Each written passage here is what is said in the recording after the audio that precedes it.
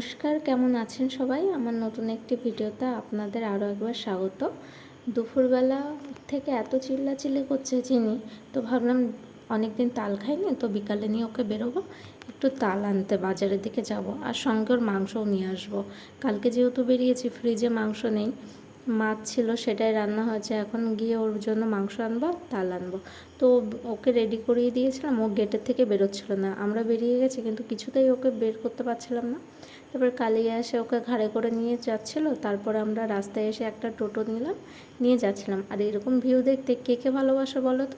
আমার তো ভীষণ ভালো লাগে। অনেক দিন মিস করেছি এরকম গ্রামের পরিবেশটাকে। তো এখানে এসে আমার এত মানে ভিউগুলো দেখতে এত ভালো লাগে। তারপর একটা ফুচকার দোকান থেকে চিনিকে বলছিলাম ফুচকা খাবি, আর ও ফুচকার দোকানটাকে বারবার তাকাচ্ছিল। তারপরে দিয়ে বাজারে চলে গেলাম। বাজার থেকে যেতে না যেতেই চিনি কোলে আর থাকবে না, ওই এরকম ছুট পাড়াপাড়ি করছে।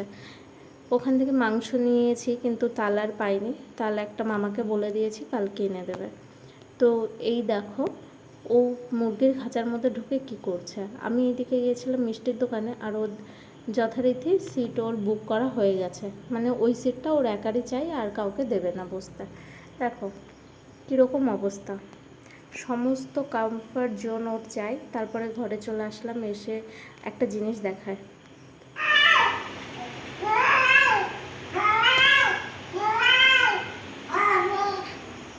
এই এই এরকম গলার আওয়াজ কি তোমরা ধারণা করতে পেরেছো? চিনির গলার আওয়াজ এরকম। তারপর চাটা খেয়ে নিলাম, চিনির খাবারটাও করে নিলাম। আজকের ভিডিওটা এখানে রাখছি, দেখা হচ্ছে নতুন একটি ভিডিওতে।